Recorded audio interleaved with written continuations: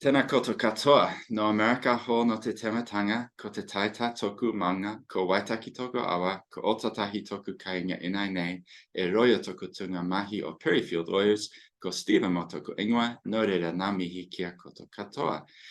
Hey, it's really great to welcome everybody. And Sophie and I are quite excited because we have done probably 15 or 16 of these sessions for incorporated societies and really outlining what are the key changes that are coming.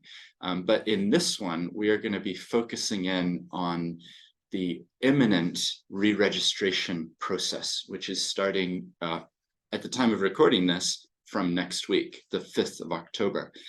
So some of you may be joining and you would like to know more about the changes to the Incorporated Societies Act.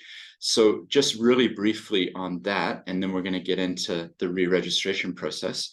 The Incorporated Societies Act, it is replacing the old act. So some of you would have come across or been familiar with this one, the 1908 Act. So it's relatively thin. And then the 2022 Act is here. And you can see there's a lot more provisions. It's jumping from about 40 sections to about 270 sections. So as a result of that, there are new things that you need to be aware of as incorporated societies.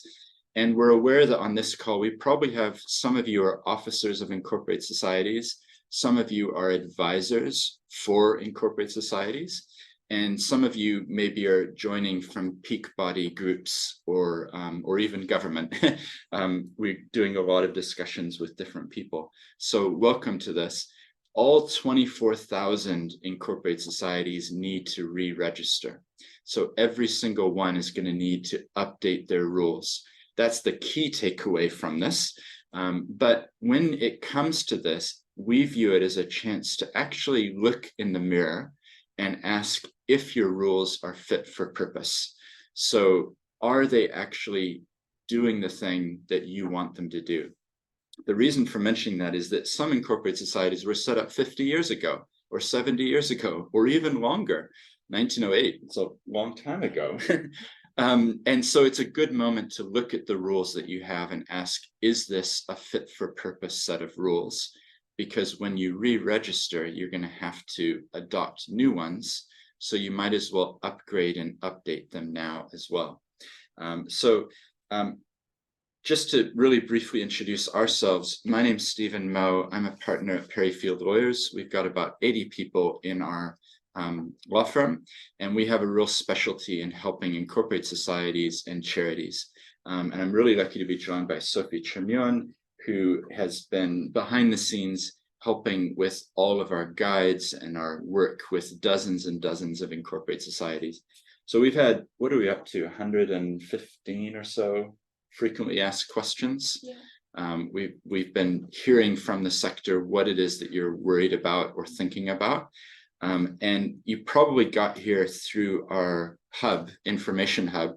So that has lots of information. And if you're wondering, I really wish that it went into the top 10 changes for incorporated societies. We've done another webinar on that, and that's on that information hub. So go have a listen to us talking. We go into all the details of the top 10 things that we think are important and are changing.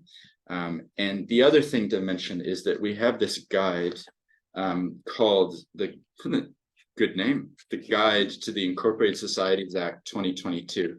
We're literally right now about to finalize the update to that guide. So we're going to be sending that out probably within the next week. And since you've joined us here, we'll send it to you as well. It's a free guide. It goes into the top 10 things that are changing, as well as some things like governance in incorporated societies, all the re-registration requirements. So be watching out for that. Now, this session, what we thought we would do is just talk about the next steps and what's coming up. So it's kind of, I don't know, how do you feel, Sophie? Are you feeling excited about this change? We've been waiting for a long time. We've been watching and waiting, and now it's finally upon us, Stephen. Yeah, I think it was April 2022 that the act was passed. And so it's been a long time waiting for the re-registration period to actually start.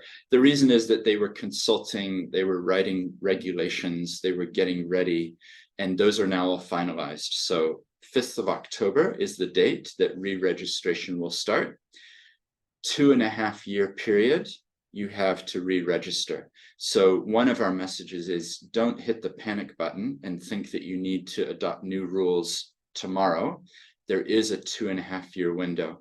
However, I don't know about you, but time goes by quicker the older I get. So 2.5 years sounds like a long time, but if you start building in when your AGMs are, if you start building in, you want to consult with your members on the changes, if you start building in, you know, summertime periods, it's actually not that long. So it's good that you're on this call, that you're proactive, and that you're starting to think about what it is that's going to happen.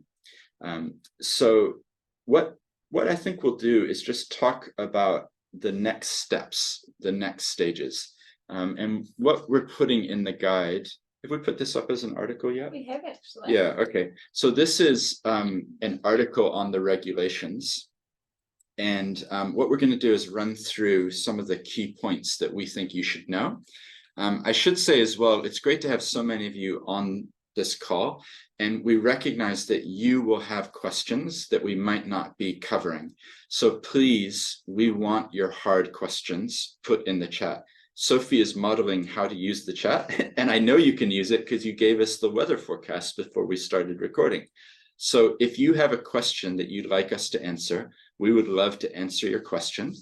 So just put it in the chat and we will have a look at that as we get to the end of the session. Also, I don't think this is going to be a super long session unless you all have lots of amazing questions. We're just going to be going through the key points about re-registration. So let's have a look at what do they need to know. Maybe the first thing, the new rules. Sophie, do you mind talking about the fact that they all need new rules and why that would be? Sounds good, Stephen.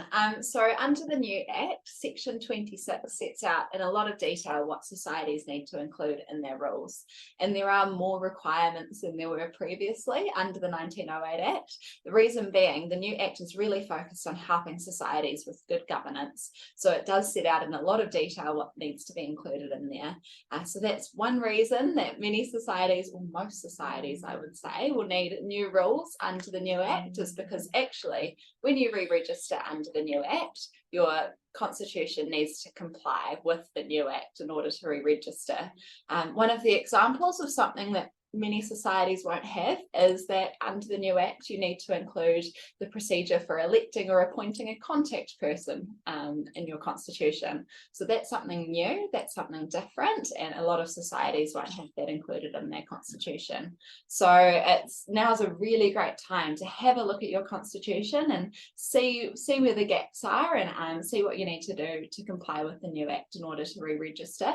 And that's a process we've been helping a lot of societies with, isn't it, Stephen?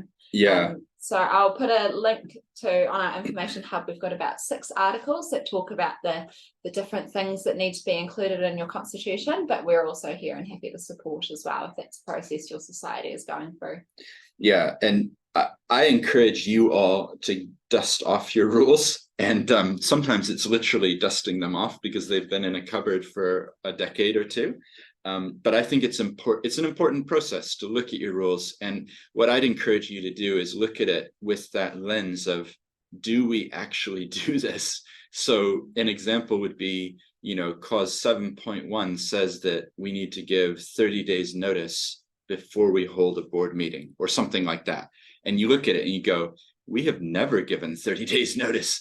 Well, why is it in your rules then? Now's your chance to clean them up and tidy them up and make them fit for purpose, because the Act is actually giving you quite a lot of discretion. You're able to adjust it to reflect how you operate. So yeah, that's an important thing. And then, as Sophie said, we've literally, I've almost lost count of the dozens of incorporated societies that we've helped, where they'll send us their rules and we'll look through it and give them feedback on the key points that they do need to update or they need to change in order to be compliant. It's kind of a strategic point, actually. Will you update your rules? In other words, keep your rules, but tweak them and amend them? Or will you adopt brand new rules that incorporate everything that is needed within them? We've seen that people do both, haven't we? So yeah, there's something to be said for keeping the legacy of the past and, you know, just tweaking a rule here or there. But on the other hand, you might look at it and go, it was written on a typewriter in 1942. I think we just need to have a wholesale review. It's actually kind of fun for us because you look at the language people used 70, 80 years ago, and you know, it's just a bit antiquated in terms of how they express themselves. Yeah, so the regulations so we've got the Act, and then sitting alongside the Act are regulations. The regulations go into more of the detail. So let's just touch on that for a minute. That's the link that I think you've put it in there. So it provides for things like how you'll file documents. It also lists infringement fees. So it's important to remember, even if you're a charity or if you're acting for the purposes, you know, for your members, you still have to comply with the requirements. So they've specified fees if you fail to do certain things. So it's actually a good checklist to look at, and, you know, fail to notify the registrar of elections or appointments, fail to maintain a register of members, fail to call an annual general meeting, fail to keep minutes, fail to, you know, like, it's quite a lot of fail things, but there are fines or fees if that was, I guess, not done. So it's important to be aware of that. One of the things to draw your attention to is that there is a transitional period, which will run from this 5th of October, essentially for, what is it, for 5 years, actually? So that one is for, under the new Act, there is a requirement that more than half of the committee members must be members of the society as well. So for those societies who have more independent officers than not, there is a transitional period included in the regulations, allowing societies to continue to have more than half of their committee as being independent officers up until 5th of October 2028. Yeah, so that's a 5-year transition period, quite a long time. It is, isn't it? So it might not apply to all of you, but it might apply to some of you. So these are the details why it's good to get into the you know, regulations and things, but we've summarized it there for you. And then one of the interesting things that we've had quite a bit of back and forth with different people about is the members register. And I think that so you have to have a members register, and you need to keep records of who your members are, and that has to be kept for 7 years. So that's an interesting point. Do you want to say anything on that one? Absolutely. So this was actually something that we made a submission on when the draft regulations came out, because in the draft regulations, it just said that you needed to keep a record of everyone who had stopped being a member. And we submitted to MB saying, actually, it might be helpful to have some guidelines around this, how long those records need to be kept for, because otherwise there could come a time where the list of former members is longer than the list of current ones. So as part of the regulations, they've included that you need to keep a record of the names and the date that the person stopped being a member for 7 years following them ending their membership. Yeah. One thing on this, I think, is that our view is that this applies from now on, rather than needing to go back and look retrospectively. So that should give you some comfort, particularly for those of you who have 300 members, you know, it would be something that's going forward to do. Yeah. All right. So that's really just on the regulations and some key things. Should we look at that one next, maybe? So yeah, re-registration.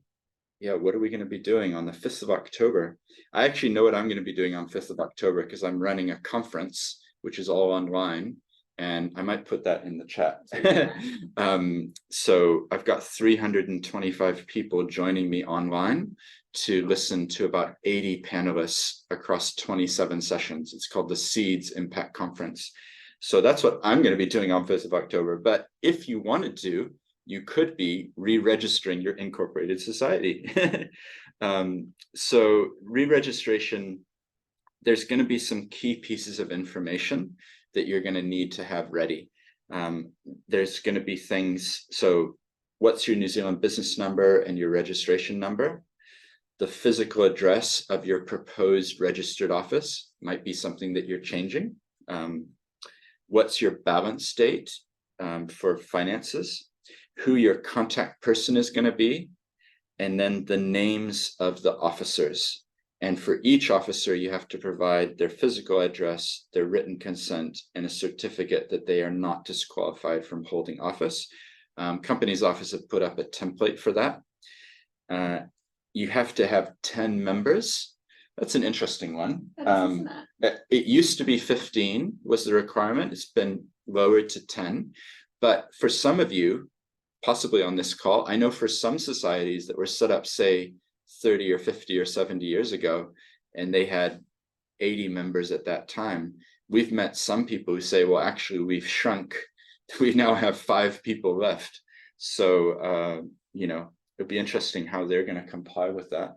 Although I imagine what people will do is invite their good friend to join or their relative to join to get to the 10 members. And then there has to be confirmation that an officer considers that the proposed constitution complies with the act. I mean, have a bit of sympathy for the people who are going to be processing this. That's a big pile, 24,000 copies of rules over the next 2.5 years. So I guess they're trying to safeguard it by pushing some evidence coming from the entity itself that they comply. So you'll need to upload the constitution, and that's it. There's no fee. There's no fee. No fee, it's free. Which is great. So that's the essence of what you have to do to re-register. It's not actually that, when it comes down to it, there's some things you'll have to provide.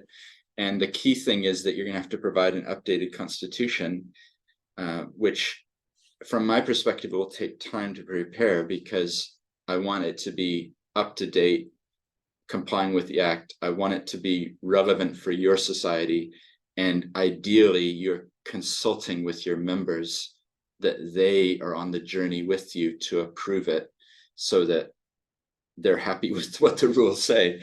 Now, in the Incorporated Societies Act, they do have some provisions about adopting new acts. Should we talk about that briefly? That sounds great. Yeah. So normally your rules will set out a process to amend your constitution. And usually it will be towards the end. You might have 28 provisions, and usually it'd be like number 27 or number 26. Usually the final one is on wind up what happens, but usually there's also something about amending the constitution. So, but recognizing that, let's be honest, many incorporated societies rules are not the best. And probably many of them don't have the ability to amend their own rules, or at least some of them do. I've seen those. So what did they do? They've got Section 9. Yes. So do you want to mention how they would Absolutely. do this? So in Schedule 1 of the new Act, and Clause 9 and Clause 10, they've set out a couple of different ways that a society can either amend its rules in order to facilitate re-registration, or adopt completely new rules, as Stephen was talking about before. So the idea, like Stephen said, of this is to make it easier for societies to help them re-register and adopt that new constitution that they need. So for a society wanting to amend its rules in order to help them re-register, that amendment must be in writing and approved at a general meeting of the society by a majority vote. So that's quite helpful, because some societies we've seen in their rules, it says that amendments can only be made at annual general meetings. So the Act actually just says general meetings. So if it comes, is getting close to the deadline and you've missed your AGMs, that's okay. You can hold a special general meeting. And the constitution also needs to be signed by at least 2 members of the society. But things like quorum and who the people that are actually there that will need to be met according to your rules. Yeah. And then Clause 10 also talks about a society being able to approve a new constitution in a similar way. So the wording of these clauses, it talks about being able to use them in order to help with re-registration, but you can also make other changes as needed. Like Stephen was saying about this being such a good time to look at your constitution and make sure that it actually works for your society. You can still make those changes and use the provisions in the Act in order to re-register. Yeah, that's right. So yeah, they are trying to be helpful. That's great. Yeah. One of the things that it can feel sometimes like there's the government out there, you know, it's not a real thing, it's just some machine. But actually, once you get into it, you realize that there are real people behind the scenes who will be getting your re-registration approvals, and they genuinely, usually in my experience, they are trying to help and they are trying to make it easier. And I think that's the case here, that they recognize there would be difficulty. Just as a side note, I've actually seen, well, we've seen several times, haven't we, where somebody has registered a charitable trust as an incorporated society. So they come to us and they say, we're a charitable trust, but we look into it and we realize that, yes, they have the rules of a charitable trust, but actually they registered way back, you know, like a long time ago, they registered as an incorporated society. So it can get confusing. So you might need to double check your rules, because sometimes the other way around, we've had people say, we're definitely an incorporated society. And we look at it and we realize they are definitely not an incorporated society, but they are a registered charitable trust. So yeah, not that those of you on this call will have experienced this, but we have seen it happen enough times where it's worth double checking what you actually are, which sounds like a strange thing to do, but you do have to look into it. Yeah. So, but from our perspective, like it's all, you know, the glass half full is an opportunity. It's an opportunity to be clear about who you are, what you stand for. As a side note, I hadn't said this yet, but some of you who haven't heard us talk before, one of our challenges is, should you be an incorporated society? So yes, you can re-register, but should you re-register? The reason I mention that is that incorporated societies are very democratic and they are very voter member based, which sounds great until it's not. So we've seen situations where someone has called me, the president of the incorporated society, hi, Stephen, we've got our AGM coming up tomorrow. Really good news. We just had 50 new members join. Amazing. The club headed to new heights. The next week, phone call from the president. It's a different voice. And they say, we are the new executive. The old executive is gone. What's happened is essentially a coup. So the new members came in and voted out the old members, officers, and they're going in a new way. The worst case scenario is that the first decision of the new executive is to wind up the trust, the incorporated society. So my question for you all is, before you re-register, I think it's good governance to consider, is this the right legal model for us to be? I know that's challenging for some of you. It might be like, but of course, we've always been an incorporated society.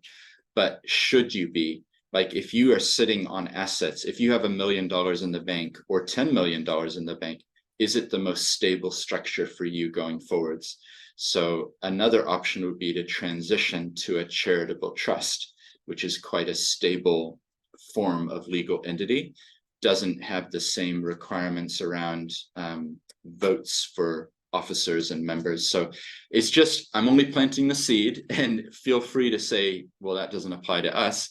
But equally, you might look hard in the mirror and say, we have to re-register anyway. Should we re-register? I think it's a legitimate question to ask. And it's not like this is going to come up again. You know, 1908, there's not going to be another new re-registration process for another 100 years. So it's worth thinking about. In our guide, which we'll send you the new version when it's out, we have a whole article about this question of should you be an incorporated society. And we've helped actually many people, many incorporated societies transitioning from incorporated society to charitable trust, because they've said, actually, we want the stability that comes from having trustees making decisions and safeguarding the kaupapa, the purpose, in a long-term way. Yeah, so it's definitely an option to be thinking about. One of the things that you might be wondering is, but wouldn't we lose democracy if we did that? Well, the answer is, in a trust format, you can actually build in the concept of membership, and you can actually provide for members appointing trustees. So you can take the best parts of being an incorporated society, but have it within a charitable trust structure. So I don't think we'll go into that more, but if it's of interest, happy to have a phone call. Oh, the other thing is that I have a commute every day. So I'm happy to speak to any of you at no charge, just to have a conversation. As long as we can time it for when I'm driving home to see my kids, then I do those all the time. And you just outline, here's what we are, what do you think we should be thinking about? Really happy to do that. And I feel like I get to know all of you on these calls, so you're welcome to take advantage of that offer. So we've already got a couple of questions. That's pretty good, isn't it? It's great. I like it. Was there anything else on re-registration that we should cover? That's everything. Those were the key points, wasn't it? Well, what we might do is just turn to the questions in the chat, because there's some really good ones there. And then if you have a question, why don't you put it in the chat as well? If some of your questions might be quite specific to your scenario, and it might be better suited to a follow-up call, but we'll do our best to take the essence of what you're asking and give you our frank and open initial feedback. So, all right, Rachel Inch, it's great to have you here, Rachel. Thank you for your support in various initiatives over the years. Rachel lives out in Solon, so she helped out with the first Impact conference. All right, so she says Flying NZ has about 46 separate societies affected. Okay, so that must be, you must have like a national body and then regional bodies underneath. That's normally what that means, is that there's like regional focus. We've had other ones where they've got 60 or 30 or 40. Is there a possibility of us having the one contact person across New Zealand? Well, I guess so. I mean, it's up to you. It sounds like you treat all of them as one group, so that probably helps to answer that question. I guess the only thing would be, if there was an issue for a regional group, like let's say the Invercargill group or something, if the national coordinator got the notice, then the local person might not realize that there was an issue. But if you've got good coordination, then I don't see why not. Can you think of anything else on that one? No, absolutely. And that's one of the good things about the new Act, isn't it, Stephen, is that it's not prescriptive. Actually, it just wants to make sure that you're covering some key points in your constitution, but how you cover those points is up to you. So if that's what's going to work best for your society, then that's fine. Yeah. But Rachel, one thing to throw in, 46 separate societies, okay, if they each go to their local lawyer to get input, that's going to be a lot of legal fees. So one thing that we're helping a lot of national groups do is to prepare a template constitution, which can then be rolled out across the country. The benefits of that is that you end up having a synergy, so that the Auckland-based group has similar rules to the Canterbury-based group. So that's something to bear in mind, because if each of the societies individually goes to, the Marlborough-based lawyer, who probably doesn't know that much about incorporated societies, just being totally, it's just the reality. If you don't know about it, you don't know about it. So going individually, each group, it's probably not going to be as efficient as just getting a template done and then working to make it specific to the particular region. So that's a comment for you, but I know it probably applies to some others who are on the call or who are watching this later. All right. So then Alan says, if you're on the charities register, do you have to update both charity services and the company's office? So the answer, I believe, is no. In the chat, I put a link to what charities services have said about the new Incorporated Societies Act, and they don't say there, please notify us when you have re-registered. So I think it's a completely separate department, a separate process. The only thing that I can think where it would need to be notified is if you were transitioning from an incorporated society to a charitable trust. And we've helped a bunch of societies do this. And if you do that, you can keep your charities services number. A lot of people are surprised by that, but it's true. You can keep your charity services number, and you need to update them that you are now a different legal entity type and upload your new rules and things. They'll allow you to keep your existing number. Unfortunately, IRD doesn't view it that liberally, so they require the new entity to have a new IRD number, which frankly speaking makes sense to me because it is a new entity type. You know, it's a different creature. But that's the short answer there. But yeah. I imagine they will need to update charity services with their new constitution. That's true. Yeah, you would need to upload your new constitution. So I guess you would need to update them, but you don't have to re-register with them. You would just need to say, here's our new rules, and upload them. So just like you would any other time that you were updating your constitution. Yeah, it would just be like a normal. Yeah, you should. Hopefully, you're all doing this anyway. If you change your rules, if you have new officers, you know, if you're changing something, you're uploading and updating. So I kind of took that for granted, but it's a great point. All right. So Ali, we are an early childhood center licensed for 40 spaces. Well, first of all, good job, because we need more good people out there looking after our tamariki. My children are all, they're into primary school now, but I know how beneficial the early childhood was for my young children when they were coming up. So that's a really important role that you're playing. So currently signing the enrollment form and paying fees is sufficient to constitute membership under our constitution. We don't specifically ask on the enrollment form, do you consent to membership of the society? Will this continue to suffice under the new act? What do you think? If they're signing something, would that be implied that they are agreeing to become members? I think so. Yeah. Yeah. I mean, you might want to tweak the wording just to say, I consent to becoming a member, just to be totally transparent Absolutely. and clear. But or in your constitution, you could say by signing this application form, the person consents to becoming a member. Yeah. So yeah, little tweaks to wording, but yeah. But the principle is that they need to have consented. So my view is, and I may be too robust in this view, but my view is that if you can have a record that somebody agreed, even if it was in an email, like I just don't think they're going to come knocking on your door and saying, where's the evidence that the person consented to becoming a member? But having said that, put it in your form and then there's no doubt. So yeah. All right. We have lots of turnover through the year with children starting and other leaving for school. We will be required to advise every time a member leaves and a new member starts, or can this be filed annually? I don't think you'll have to advise them. That would be, can you imagine the admin of, oh, there's a new person this week? Yeah.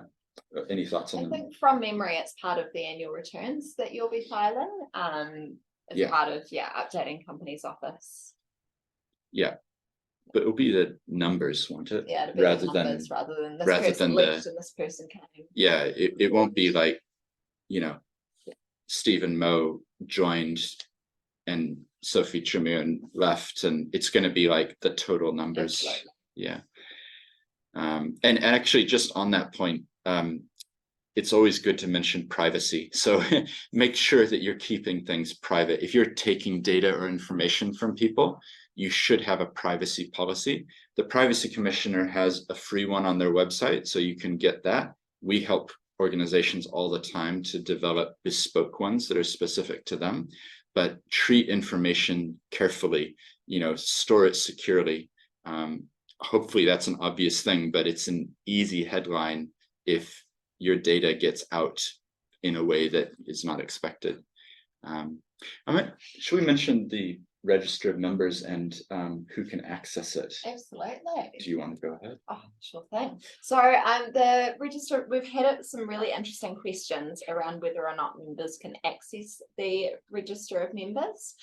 So the new Act sets out reasons that members can access information and the grounds for which a society can refuse access to information. So one of these grounds is protecting somebody's privacy. So if, for example, your society has people that are members and that need to keep their information private, you can refuse to allow somebody access to that register of members on those grounds. But it might be that you are quite a social society and everybody wants to be able to get each other's details and to organize things. So it'll just be a matter of making sure that everybody knows when they sign up that actually their records will be available to the wider membership.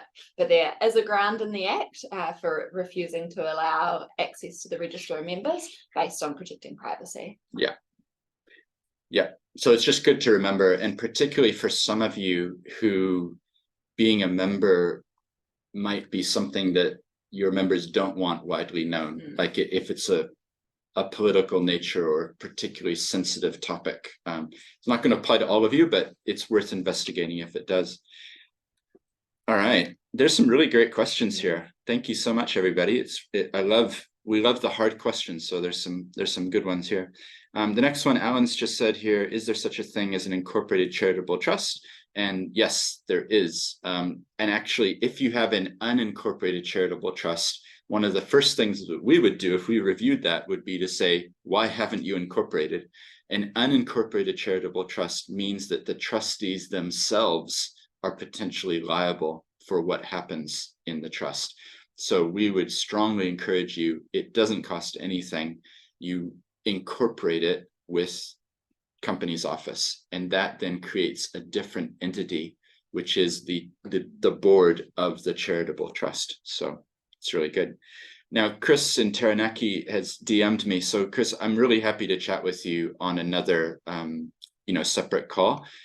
So I see your question and I think I can help you, and don't worry about the end of it. I'm happy just to have a chat with you because I want to support charities. So don't worry about the costs. Roseanne, do you have a checklist of points incorporated societies need to be aware of and actions to undertake if they wish to change over to a charitable trust? You know, we kind of do. What we have is a table, and it's setting out all the differences between the two.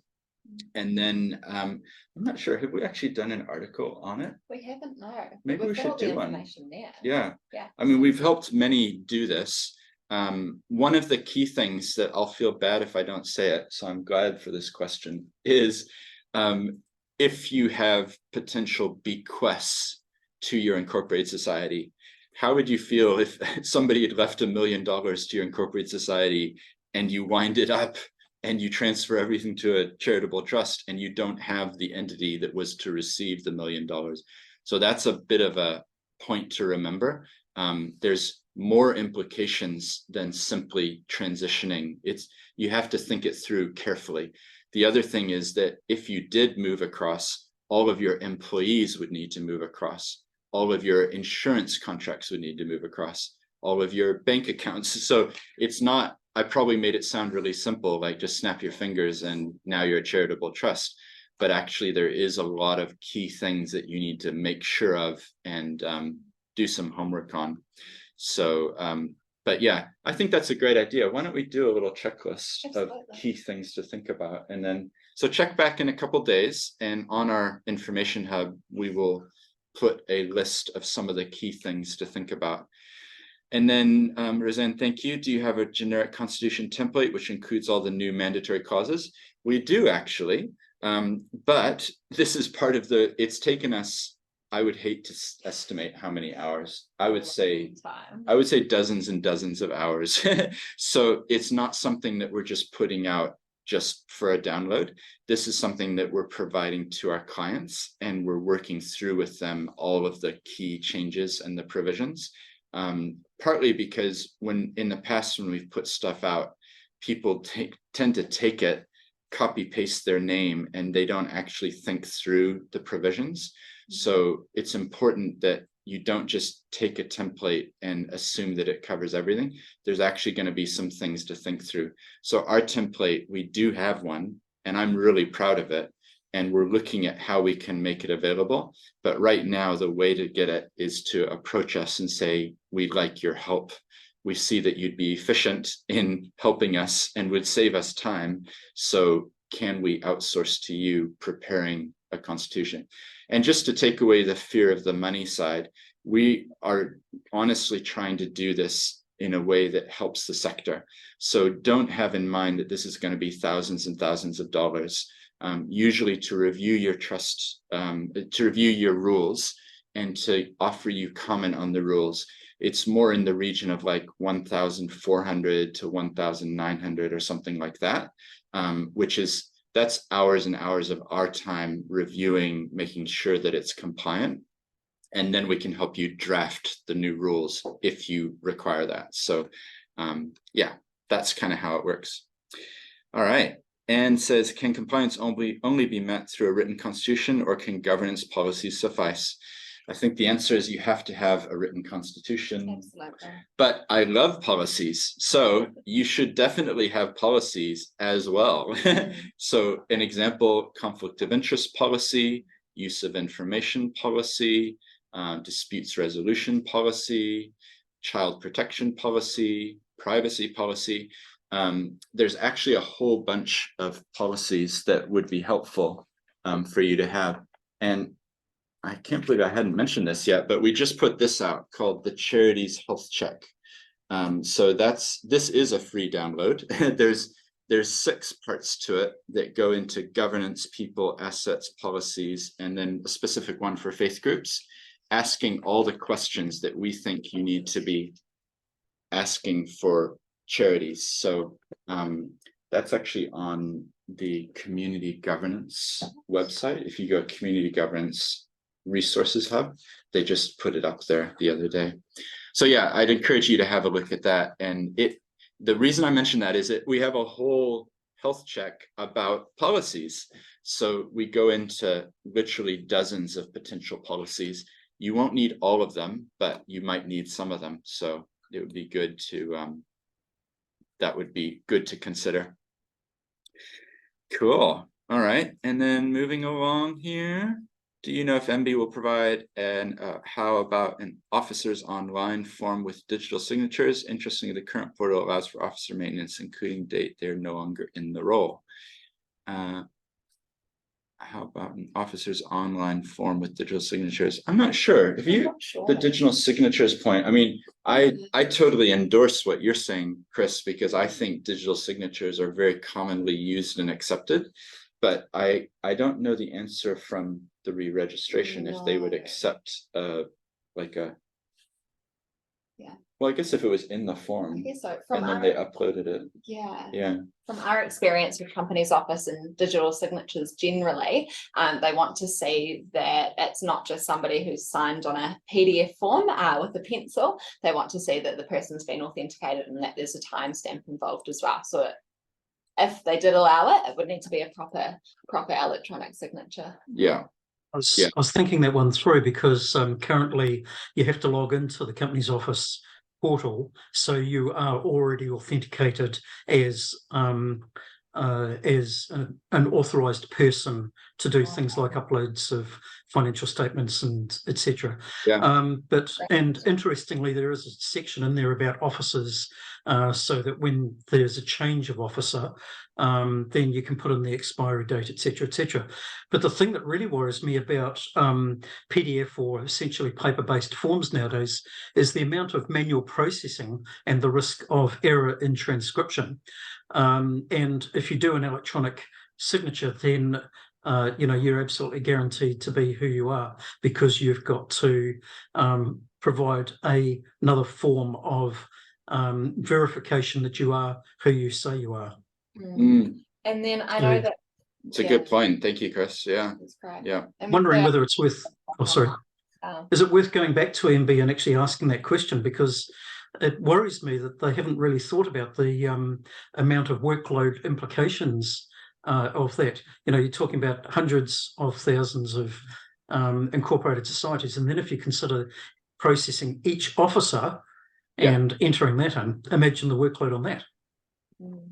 Yeah, well, I hear you. And the other thing is 24,000, like the number is kind of mind-boggling if you actually stop to think about it, because someone somewhere, presumably in Wellington, is going to get locked in a room somewhere, and so you've got to process all these things. I mean, they must have a lot of people that they're hiring to help, but it's definitely we've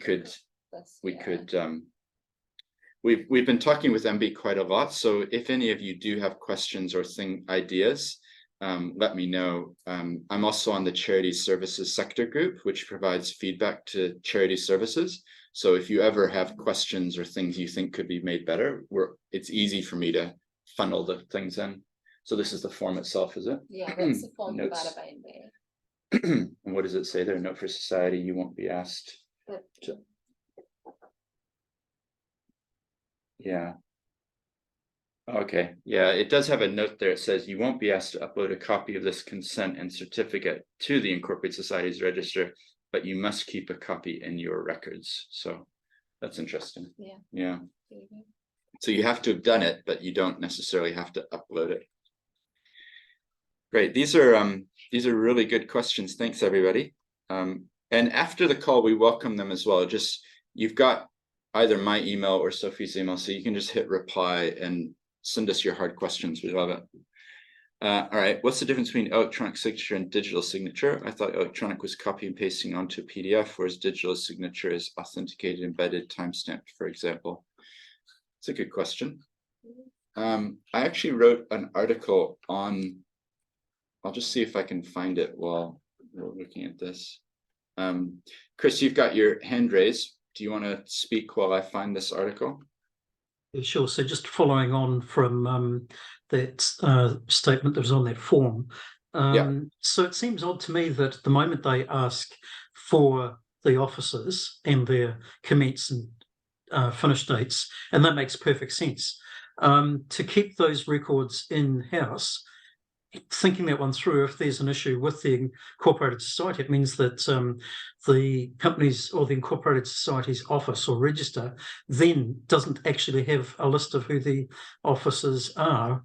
So that, so that seems very strange to me. I think they'll have to tell who the officers are. I think it's just they won't upload the consent and certificate. Yeah. Okay. Yeah. Again, for record keeping, and it kind of makes sense that they do hold those documents there. Anyway, just my thought. Yeah, no, I hear you. I guess they're trying to hold as little as they can, maybe. Yeah. All right, and then Dee Dee was asking about electronic signatures and digital. We might take this up offline if you want to, but I've put in the chat a link to an article about electronic signatures and when they're used and when they're not used. And I think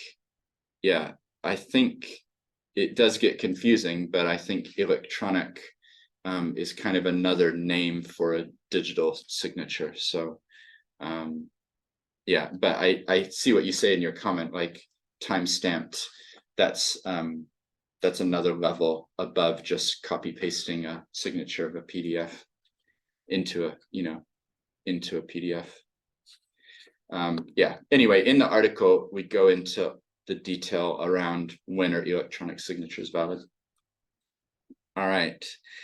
Roseanne asks about when the company's office will update the Constitution Builder to comply with the new act. I know that they are going to do that, but I don't know when they're doing that. I thought they would have had it ready by the time of the re-registration, but the last time I checked, it wasn't. Have you seen it? I think they said on their website that they'll update it prior to the re-registration period. Yeah, but it would make sense that they do, but there's a lot going on probably at their end to get ready. Yeah.